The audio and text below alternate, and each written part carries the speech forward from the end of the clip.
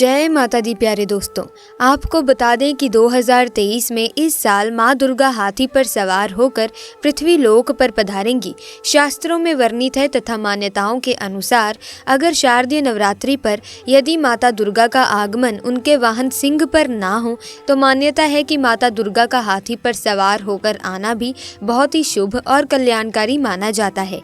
जीवन सुखमय हो जाता है, भक्ति का भरपूर लाभ भक्तजनों को मिलता है। दोस्तों, इस बार नवरात्रि पूरे 9 दिन तक मनाई जाएगी। ना एक भी दिन कम होगा और ना ही एक दिन ज़्यादा।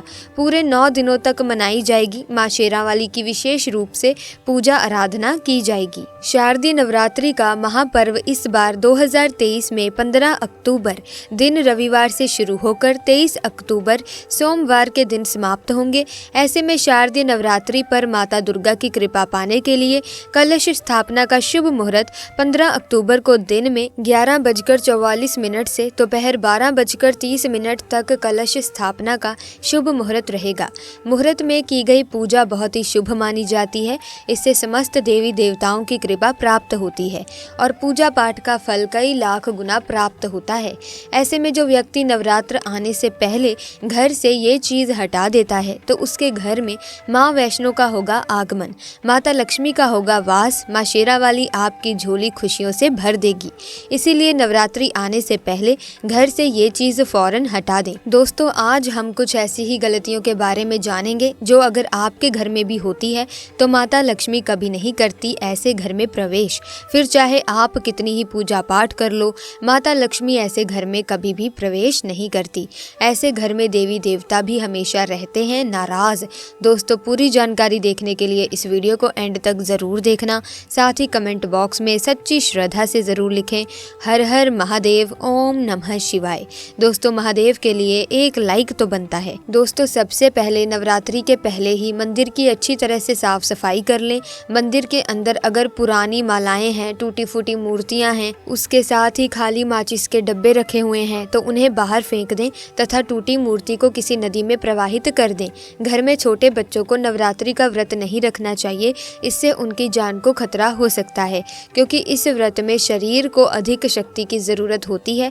माता शेरावाली की तस्वीर अगर कांच के फ्रेम की है और वो कांच हल्की सी भी अगर टूटी हुई है तो ऐसी कांच को बदलवा लें या फिर ऐसी तस्वीर को जल में विसर्जित कर दें। टूटी मूर्ति की पूजा करने से आपकी श्रद्धा, भक्ति, व्रत आदि सब टूट जाता है, आपका व्रत खंडित हो जाता है। दोस्तों, नवरात्रि के 9 दिन बहुत ही पवित्र होते हैं। नवरात्रि के इन 9 दिनों में आचार विचार और घर को साफ सुथरा और पवित्र रखना अति आवश्यक है। इसीलिए नवरात्रि के 9 दिनों में ब्रह्मचर्य का पालन किया जाता है और तामसिक भोजन ग्रहण नहीं किया जाता। नवरात्रि के 9 दिनों में माता रानी के भक्तों को प्याज, लहसुन, मांस, मदिरा और अंडे से दूर रहना चाहिए। अधिकतर भक्त इन नियमों का पालन भी करते हैं, लेकिन वो एक गलती कर बैठते हैं कि वो नवरात्रि के 9 दिनों में अपने घर इन अपवित्र चीजों को रख लेते हैं। ऐसा भूलकर भी नहीं करना चाहिए।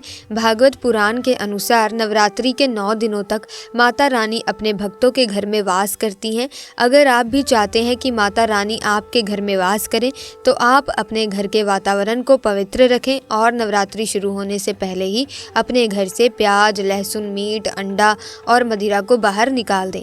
अपने घर को साफ रखें। इन वस्तुओं को घर से बाहर निकालने के बाद अपने घर में गंगा जल का छिड़काव अवश्य करें। भगवत गीता में भगवान कृष्ण कहते हैं कि बगैर गंगा जल छिड़काव कोई भी मंगल कार्य सफल नहीं माना जाता। गंगा जल का छिड़काव स्वयं भागवत गीता में श्री कृष्ण ने बताया था। अगर आपके घर में गंगा जल ना हो तो मार्केट से गौमूत्र ला सकते हैं और गौमूत्र लाकर आप गौमूत्र का अपने घर में छिड़काव करें। बस थोड़ा सा ही पानी में डालने से इससे आपके घर का वातावरण पवित्र हो जाएगा। घर में मौजूद नकारात्मक ऊर्जा भी नष्ट हो जाएगी और जिस घर में वातावरण पवित्र होता है, नकारात्मक ऊर्जा नहीं होती है, वहाँ माता रानी का वास सदैव होता है। नवरात्रि के पहले आप अपने पूरे घर की अच्छी तरह से साफ सफाई कर लें। घर में जो भी फालतू सामान है, फटे पुराने कपड़े हैं, उन्हें बाहर निकाल दें। घर में बेकार पड़ा सामान नकारात्मक ऊर्जा लाता है, इसीलिए गंदगी बिल्कुल भी ना करें। धूप दीप जलाकर वातावरण को स्वच्छ रखें। दोस्तों, माता के आगमन के लिए घर का दरवाज़ा ज़रूर सजाना चाहिए। इससे माता आकर्षित होती हैं और घर में प्रवेश करती हैं। माँ के आगमन के लिए द्वार को फूलों से सजाना चाहिए। दोस्तों, कई लोग ऐसे हैं हैं जो माता रानी की चौकी कागज बिछाकर बनाते हैं, जो कि बिल्कुल गलत माना गया है। माता की चौकी के लिए आप नीचे लाल कपड़ा ही बिछाएं, काला कपड़ा और सफ़ेद कपड़ा भूल कर भी नहीं बिछाना चाहिए। ध्यान रखें, कपड़ा फटा भी होना नहीं चाहिए। दोस्तों, अगर आपके घर में देवी देवताओं की खंडित मूर्तियों या फिर फटा हुआ चित्र अगर हो तो उसे किसी पवित्र नदी में विसर्जित कर दें, क्योंकि ऐसी मूर्तियां और चित्र दुर्भाग्य लाती हैं। दोस्तों, देवी देवताओं की खंडित मूर्ति की पूजा ना करें और ना ही उन्हें घर में रखें, क्योंकि उन्हें घर में रखना बुरा माना जाता है। दोस्तों, वहीं अधिकतर लोग अपनी छत पर या अपने घर के मुख्य दरवाजे के आसपास कबाड़ इकट्ठा कर देते हैं।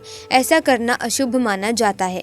अगर आपने भी अपने घर में घर के मुख्य दरवाजे पर या छत पर या फिर खासकर घर के उत्तर दिशा में कबाड़ इकट्ठा कर दिया है तो नवरात्रि शुरू होने से पहले उस कबाड़ को घर से अवश्य ही निकाल दें। दोस्तों, यदि आपके घर कोई भी बंद घड़ी है तो नवरात्रि शुरू होने से पहले उसे अपने घर से हटा दें और नई घड़ी ले आएं या उसकी मरम्मत करवा लें। घड़ी को प्रगति का प्रतीक माना जाता है। बंद घड़ी समय से पीछे चलने वाली हमारी प्रगति में बाधा डालती है। इसीलिए नवरात्रि शुरू होने से पहले ही आप बंद घड़ी को घर से बाहर निकाल दें। दोस्तों, अगर आपके घर के मंदिर में किसी भी तरह का कोई फालतू सामान रखा है, जैसे कि सड़े गले फूल, अगरबत्ती, धूप बत्ती के डिब्बे या माचिस आदि के डिब्बे या कोई भी खाली पैकेट मंदिर में ना रखें, या फिर कोई फटी पुरानी धार्मिक पुस्तक या भगवान के कोई भी पुराने कपड़े जो फट गए हैं या मुकुट माला जो खराब हो गई है, तो उन्हें आप जितना जल्दी हो सके अपने मंदिर से हटा दें। नवरात्रि से पहले आप अपने मंदिर की और मंदिर के आसपास की साफ सफाई अवश्य ही करें, तभी माता रानी की चौकी स्थापित करें। इसके साथ ही आप अपने धन रखने के स्थान की सफाई भी अवश्य करें, क्योंकि नवरात्रि के दौरान माता लक्ष्मी भी गृह प्रवेश करती हैं। धन रखने के स्थान पर किसी भी तरह का कोई भी फालतू सामान, टूटा हुआ सामान ना रखें। धन रखने के स्थान को मंदिर की तरह ही साफ रखें। नवरात्रि के दौरान माता रानी की पूजा में कौड़ियों को शामिल करें। माता रानी के साथ साथ रोजाना कौड़ी का भी पूजन करें। इसके बाद आप कौड़ी को धन रखने के स्थान पर रख दें। ऐसा करने से बरकत हमेशा होती है। अगर आपके पास पुराने जूते चप्पल इकट्ठे हो गए हैं तो नवरात्रि से पहले उन्हें घर से बाहर निकाल दें। पुराने जूते चप्पल की अशुभता के कारण ही घर में नकारात्मक ऊर्जा आती है और घर में अशांति और कलह का माहौल रहता है। नवरात्रि आने से पहले घर से जाले साफ करने ना भूलें। अगर घर में जाले होते हैं तो उस घर में माता रानी कभी वास नहीं करती। साथ ही साथ टूटे फूटे बर्तन अगर घर में पड़े हैं या टूटा हुआ आईना भी अगर घर में हो तो उसे भी निकाल कर फेंक दें। घर में टूटे फूटे ईंट पत्थर भी ना रखें। दोस्तों, इससे माता लक्ष्मी नाराज हो जाती है। अब हम जानते हैं कि नवरात्रों के दौरान क्या नहीं खाना चाहिए और क्या नहीं पीना चाहिए और कौन सा फल खाने से व्रत संपूर्ण और सफल हो जाता है। तो आइए शुरू करते हैं। दोस्तों, नवरात्रि के दिन सेब जरूर खाना चाहिए। शास्त्रों में बताया जाता है कि भगवान के भोग में सेब आदि जरूर अर्पित किया जाता है। अगर आपका व्रत है तो आपको सेब जरूर खाना चाहिए।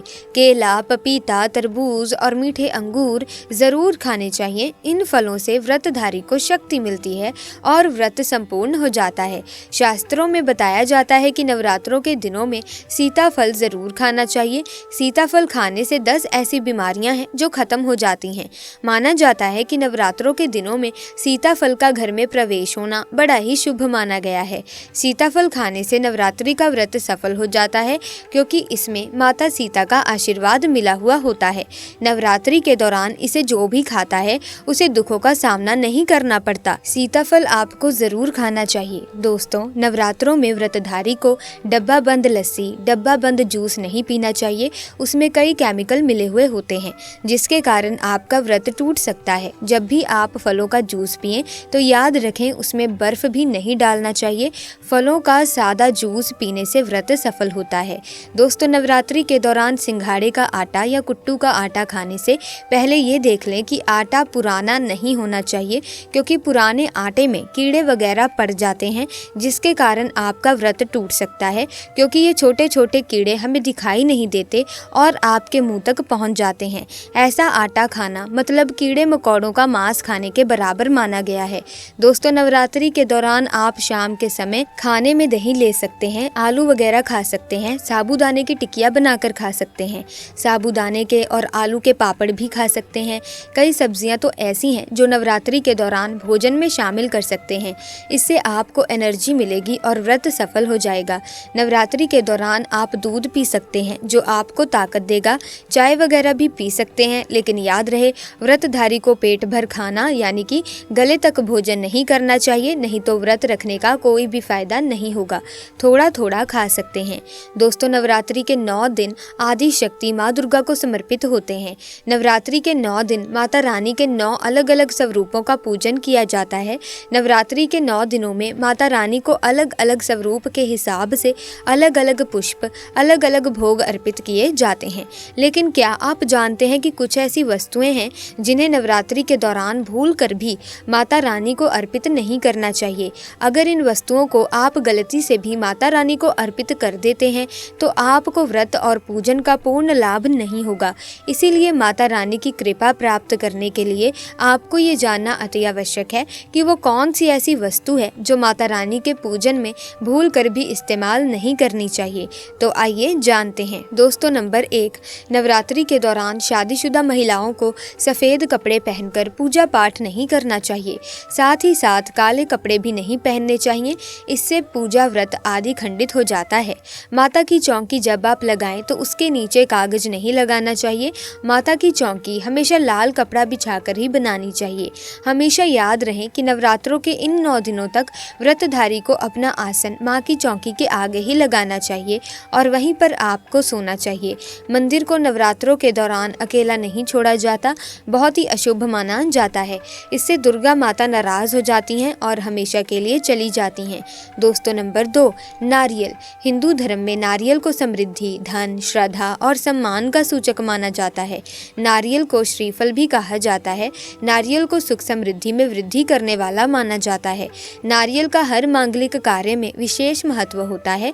जैसे कि आप सभी जानते हैं कि माता रानी के कई मंदिरों में नारियल से बलि भी दी जाती है और माता रानी के पूजन में नारियल का इस्तेमाल हम सभी करते हैं। खासकर कलश की स्थापना नारियल रखकर ही की जाती है। माता रानी के पूजन में हम नारियल इस्तेमाल करते समय कुछ गलतियां कर बैठते हैं। दोस्तों, नारियल कई प्रकार के होते हैं, एक हरा और दूसरा सूखा, जिसके अंदर पानी होता है। जिस नारियल के अंदर पानी होता है, माता रानी के पूजन में सदैव पानी वाला और जटा वाला नारियल ही इस्तेमाल करें।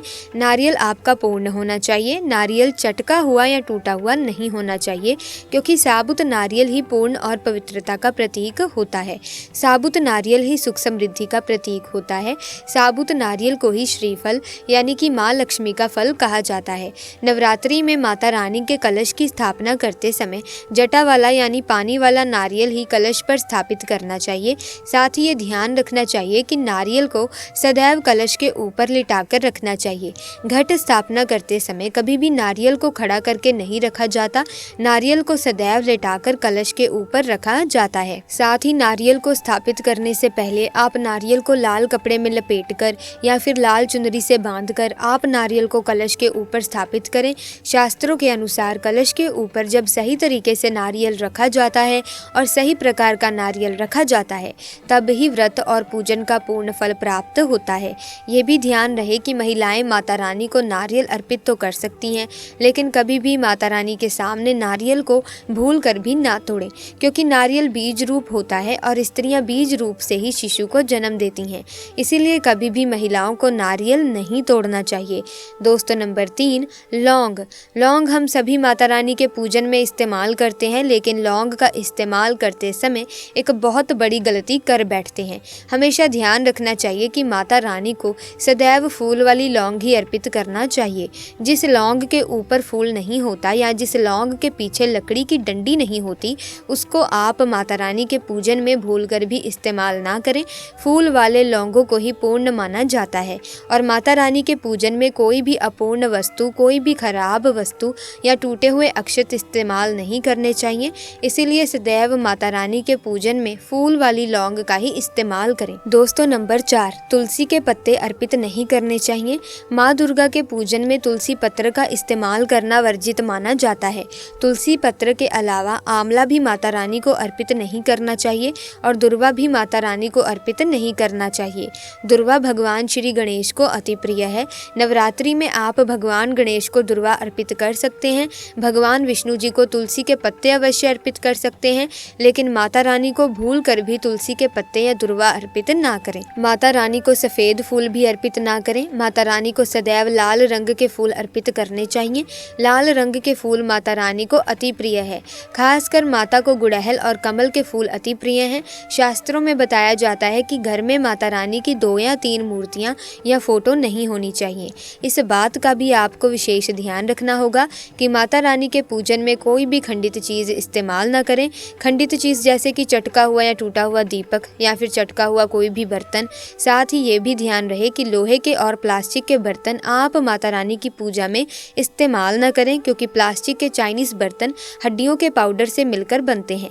ऐसा ना करें। ऐसे बर्तनों को माता रानी के पूजन से सदैव दूर रखें। माता रानी को जो पुष्प अर्पित कर रहे हैं उन्हें सूंघना नहीं चाहिए। सूंघे हुए फूल या गिरे हुए फूल या मुरझाए हुए फूल माता रानी को अर्पित ना करें। दोस्तों, नवरात्रि की अष्टमी और नवमी तिथि पर कन्या पूजन का विधान है। 2023 में नवरात्रि की अष्टमी 22 अक्टूबर को और नवमी 23 अक्टूबर को मनाई जाएगी।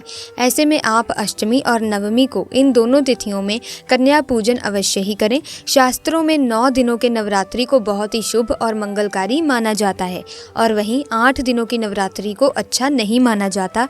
ऐसे में 10 दिनों की नवरात्रि बहुत ही शुभ मानी गई है। शास्त्रों के अनुसार नवरात्रि के दिनों में माता रानी का पूजन करने से माँ वरदान प्रदान करती है। श्रीधर की तरह सच्चे हृदय कमल वाले व्यक्ति के सभी कष्टों का निवारण माँ शीघ्र ही करती हैं।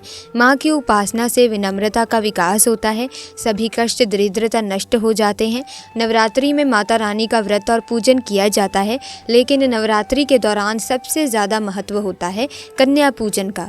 दोस्तों, माना जाता है कि व्रत और उपासना में माता रानी इतना प्रसन्न नहीं होती हैं जितना कि कन्या पूजन से होती हैं। नवरात्रि में छोटी छोटी कन्याओं को माता रानी का स्वरूप माना जाता है। कन्याओं को भोग लगाया जाता है, उन्हें प्रसन्न किया जाता है और बदले में आशीर्वाद मांगा जाता है। कन्याओं को प्रसन्न करने के लिए गिफ्ट आदि उपहार वगैरह दिए जाते हैं। माना जाता है कि अगर कन्या को कोई भेंट दी जाए और वो उसे खुशी खुशी स्वीकार कर लें तो इसका मतलब है माता रानी अर्थात माता वैष्णो ने ये भेंट स्वीकार कर ली। जिन पर कन्याएं प्रसन्न होती हैं तो समझो उन्हें माता रानी का आशीर्वाद मिल गया और माता रानी की कृपा से उन्हें मुंह मांगा वरदान प्राप्त होता है। नवरात्रि में 2 साल से लेकर 10 साल तक की कन्या का पूजन होना चाहिए। अष्टमी अथवा नवमी को कन्या के पैर धोकर भोजन कराना, उपहार आदि देना श्रेष्ठ माना जाता है। तो दोस्तों, कैसे करें कन्याओं का स्वागत? कन्या जब आपके घर आए तब सभी के पैरों को दूध और पानी से धोना चाहिए। फिर उसके बाद कन्याओं को किसी साफ जगह पर जमीन पर कपड़ा बिछाकर बैठाना चाहिए। उनके माथे पर अक्षत, फूल और कुमकुम लगाना चाहिए। फिर उसके बाद भोजन ग्रहण करवाना चाहिए। लेकिन हमेशा याद रहे, कन्याओं की थाली में 3 पूरियां कभी ना रखें, इससे शुभ नहीं माना जाता। 3 पूरियां तथा 3 रोटियां मरने वाले व्यक्ति के लिए निकाली जाती हैं और जेल में कैदियों के लिए दी जाती हैं। ऐसे में कन्याओं को उनकी थाली में 3 पूरी कभी ना दें, लेकिन 1-2 करके 3 पूरियां दे सकते हैं। इससे 3 संख्या बट जाती है। दोस्तों, कन्याओं को खाना खिलाने के बाद अंत में कन्याओं के सर पर लाल चुन्नी चढ़ानी चाहिए और भोजन में आपको खीर, पूरी, हलवा, चना तथा आलू की सब्जी, छोले वगैरह की सब्जी खिलानी चाहिए। पनीर आदि भी खिलाया जा सकता है, लेकिन भूल से भी लहसुन और प्याज का इस्तेमाल कभी ना करें, अन्यथा अनर्थ हो जाएगा। अक्सर कई लोग कन्याओं को कुरकुरे का पैकेट, चिप्स वगैरह का पैकेट खिलाते हैं, जो कि घोर अनर्थ माना जाता है, क्योंकि इसमें लहसुन प्याज का इस्तेमाल होता है, जिसके कारण आपका व्रत खंडित हो सकता है। माँ दुर्गा क्रोधित हो सकती हैं। जहां अपने 9 दिनों तक लहसुन प्याज का परहेज किया, लेकिन आपकी एक गलती पूरे व्रत को खंडित कर सकती है।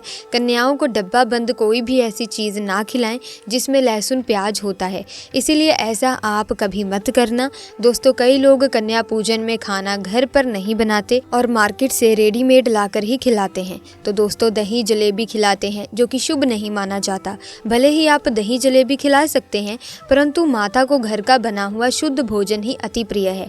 खासकर नवरात्रों के दौरान घर में पक्का खाना ही बनाना चाहिए। माता रानी बहुत प्रसन्न होती हैं। घर का बना पक्का खाना ही कन्याओं को खिलाना चाहिए।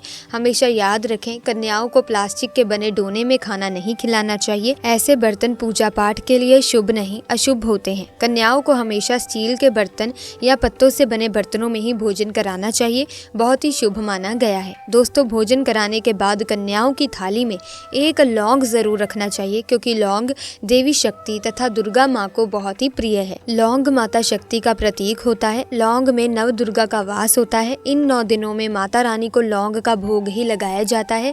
इसीलिए कन्याओं की थाली में चुपचाप एक लौंग जरूर रख दें, आपका भाग्य चमक जाएगा। माता लक्ष्मी आपके जीवन में धन की कोई भी कमी नहीं होने देगी। आपको बता दें कि कन्याओं को उपहार में क्या दें। कन्याओं को खुश करने के लिए उनकी थाली में दक्षिणा डालें, ताकि आपके घर में संपन्नता बनी रहे तथा धन की कोई भी कमी ना हो। कन्याओं को सुंदर गिफ्ट दे सकते हैं। शास्त्रों में बताया जाता है कि कन्या जितना खुश होती है, माता रानी उतना ही जल्दी फल की प्राप्ति प्रदान करती हैं। ऐसे में आप कन्याओं को चॉकलेट बॉक्स दे सकते हैं तथा खूबसूरत कपड़े दे सकते हैं। याद रहे, काले कपड़े ना दें और स्टील के बर्तन भी गिफ्ट के तौर पर दे सकते हैं। याद रहे कि कन्याओं को लोहे का कोई भी सामान नहीं देना चाहिए। दोस्तों, जब कन्या अपने घर के लिए प्रस्थान करे तो उनके चरण जरूर छू लें और अपने मन में अपनी प्रार्थना को पूरा करें। सच्चे दिल से मांगी हुई मुराद माता रानी अवश्य ही पूरी करती हैं। दोस्तों, आप में से कौन कौन चाहता है कि इस नवरात्रि माता रानी आपके घर में जरूर आए, जरूर पधारें? तो माता रानी के लिए एक लाइक करें और कमेंट सेक्शन में जय माता दी सच्चे दिल से जरूर लिखेगा।